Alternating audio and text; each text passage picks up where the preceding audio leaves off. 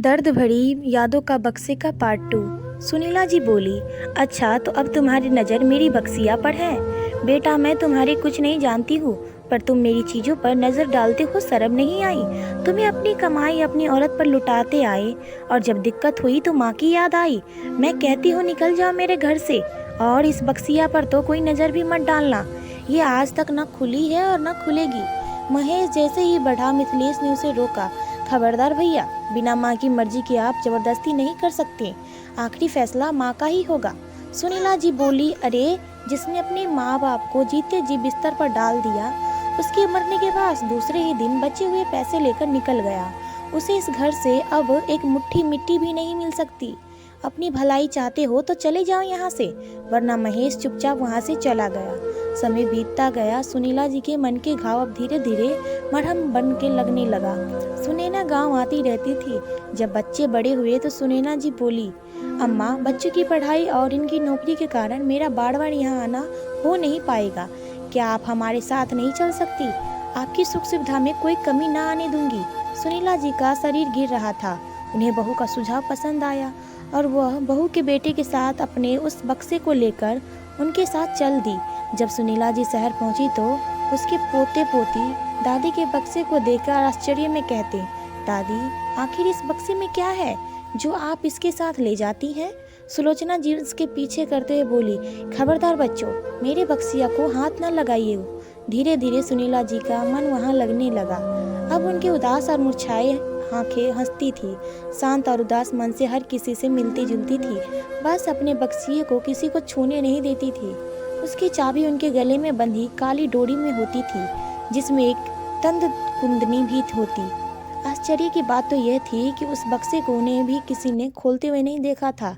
सुनैना कई बार हंसकर पूछती थी, इस बक्से में क्या धरी हो माँ जी? कभी हमें भी खोल कर दिखाओ, हम भी देखें कि उनसा खजाना छिपा कर रखी हो। पोता पोती भी अक्सर उस बक्से को खोलने की जिद करते। सुनीला जी यही कहती, तुम्हारा ही तो है, पर अभी इस खोलने की बात मत करो, और बात टाल जाती थी। समय बीता। एक रोज सुनीला जी तबीयत ठीक नहीं लग रही थी और वह बोला बाबू को याद करके बहू से बोली, बहू एक बात कहूँ, अपने बच्चों को ऐसे संस्कार देना कि बुढ़ापे में कभी तुम्हारे साथ वो दगा न करे। अपने कलेजे के टुकड़े के लिए आज भी दर्द महसूस करती हूँ। अपने खून से जिसे सींचा था उसे कैसे भूल पाऊंगी? सुनैना बोली, माँ जी मैं आपके दर्द को समझ सकती हूँ कि आपको जेठ जी की याद आती है। सुनीला जी बोली, मैंने तो अपनी ममता में कोई कमी न की, पर वो अपनी माँ को कैसे भूल गया। आज मैं सवेरे सोना चाहती हूँ, मुझे खाने के लिए मत जगाना। इतना कहकर वो अपने कमरे में चली गई और न जाने कब सो गई। मिथिलेश आया, माँ को पूछा तो सुनैना बोली, माँ जी ने कहा था वो सोना चाहती है, रात के खाने पर उन्हें जगाया न जाए। मिथिलेश बोला, ऐसे कैसे माँ बिना खाए सोने चली गई? माँ, ओ माँ, मेरे साथ एक रोटी खा लो। लगता है आज तुम्हें सबने परेशान किया, तभी तो बक्से को पकड़कर सो गई हो। मिथिलेश के बार बार कहने के बाद भी जब सुनीला जी ना उठी, जवाब ना दिया, तो मिथिलेश घबरा गया और उन्हें स्पर्श करके देखा। सुनीला जी का पूरा शरीर ठंडा हो चुका था। मिथिलेश ने सुनैना को आवाज लगाया।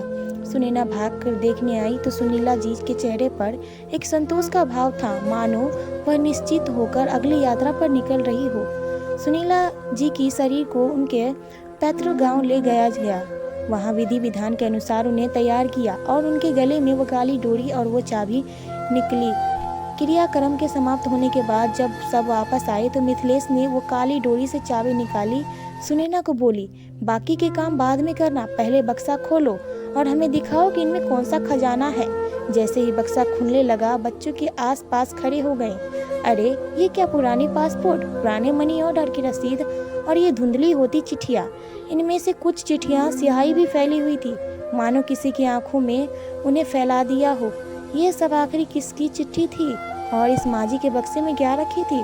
सुनैना ने पूछा। मिथिलेश के हाथ कांप रहे थे, आंखों से आंसू रुकने का नाम ही नहीं ले रहे थे, मानो वो उन चिट्ठियों को पहचानता था। और क्यों नहीं पहचानेगा, क्योंकि वो सभी चिट्ठियाँ मिथिलेश ने माँ को लिखी थी। सुनैना मिथिलेश को झकझोरते हुए बोली, आप कुछ बताते क्यों नहीं? ये चिट्ठी किसकी है और पासपोर्ट है, आखिर बात क्या है? आप रो क्यों रहे हैं? मिथिलेश रोते हुए बोला, सुनैना ये मेरी लिखी गई चिट्ठियां हैं। जब बाबूजी बिस्तर पर थे और माँ ने मुझे पढ़ने के लिए शहर भेज दिया था, भाई ने तो पहले ही हमारे नाता तोड़ लिया था, इसीलिए वक्त निकलकर मैं माँ को चिट्ठियाँ भेजता रहता था ताकि उसे अकेलापन महसूस ना हो। कॉलेज के दिनों में ट्यूशन पढ़ाकर माँ के लिए कुछ पैसे मनी ऑर्डर करता था।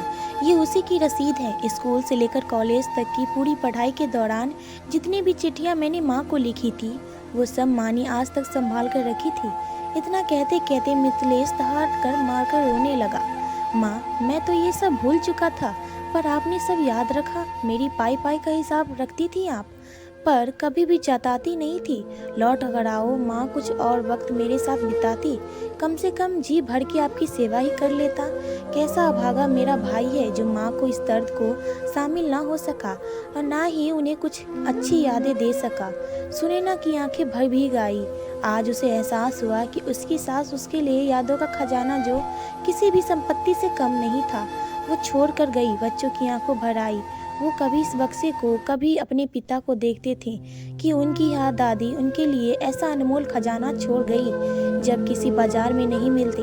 सुनैना ने गौर से देखा, उनकी चिट्ठियों में एक चिट्ठी महेश की भी थी जिसमें लिखा था कि मैं वापस लौटकर अपने देश नहीं आना चाहता हूँ। मैं आप लोगों की जिम्मेदारी नहीं ले सकता हूँ और ना ही मुझे आपके उन थोड़े से पैसे और संपत्ति में कोई हिस्सा चाहिए। जो भी है अपने छोटे बेटे को दे दीजिए और उसी से अपना काम चलाइए। महेश बोला, माँ की कोई कमी भी कड़वी यादें मैं अपने साथ नहीं रखना चाहता, फाड़ कर फेंक दूं इन चिट्ठी को। सुनैना बोली, यादें अच्छी हो या कड़वी, माँ जी की है, इसे इसी बक्से में रहने दीजिए, कम से कम जीवन की सीख देगी यह चिट्ठी।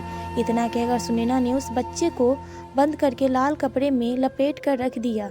जैसे ही सुनीला जी की मृत्यु खबर महेश तक पहुंची, वो परिवार के साथ दरवाजे पर पहुंच गया और अपने हक की बात करने लगा। दोनों भाइयों में बहुत बहस हुई। बात पुलिस तक पहुंच गई।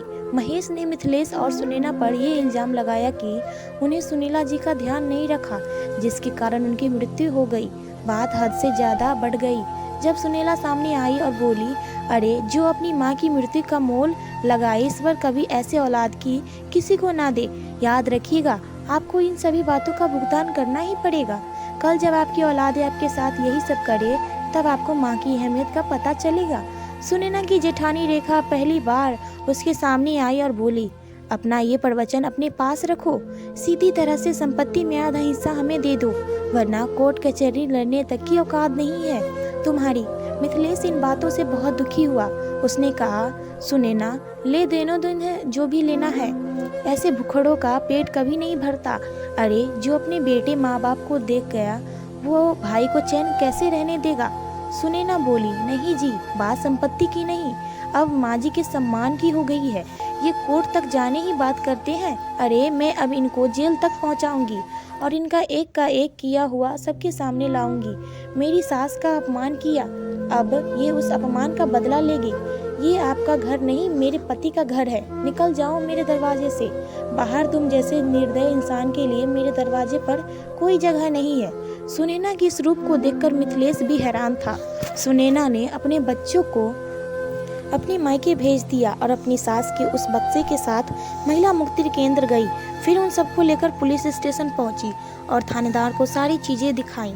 जैसे ही महेश वहां आया, सभी महिलाएं उसकी ओर देखा, रेखा के नाम की हाय हाय करने लगी। पुलिस वालों को जब महेश ने रिपोर्ट लिखने का कहा तो पुलिस वालों ने कहा, आपकी रिपोर्ट तो बाद में लिखी जाएगी, यहाँ तो आपके खिलाफ रिपोर्ट लिखी गई है। जब आपने ये लिखकर पहले ही कह दिया था कि आपके माता पिता की संपत्ति में आपको कुछ नहीं चाहिए, तो आप अधिकार लेने कैसे आ गए। महेश हैरान हो गया। पुलिस वाले ने जब वो पुरानी चिट्ठी बक्से से निकाल कर उसके सामने रखी तो दोनों पति पत्नी की आंखें खुली रह गई। रेखा महेश से बोली, तुम इतने बेवकूफ कैसे हो सकते हो, तुमने अपनी माँ को यह सब लिखकर भेज दिया। अरे अपनी बेइज्जती तो करवाई ही, मेरी भी नाक कटवा दी। अब चलो यहाँ से। जैसे ही दोनों जाने लगे, पुलिस वाले ने कहा, आप ऐसे नहीं कर सकते, आप पर एक FIR दर्ज करवाई गई है कि आपने अपने माता पिता के साथ दुर्व्यवहार किया है। मिथिलेश और सुनैना ने सारी कार्रवाई की, ये कहते हुए कि अब आपको माफ़ी नहीं मिल सकती। अगर आज आपको माफ़ कर दिया तो ये जीवन न जाने आप जैसे बेटे को और भाई अपने माता पिता को छलेंगे और पैसे के लिए उन्हें छोड़कर चले जाएंगे। दोनों माफ़ी मांगते रह गए पर कुछ हाथ न लगा, बल्कि महेश को काफ़ी हर्जाना चुकाना पड़ा। जब जाकर उसे एहसास हुआ कि माँ के रहते उसे कभी उनकी कदर नहीं हुई। अब जाने कैसे बात अहमियत समझ में आई कि उसके गलती की थी।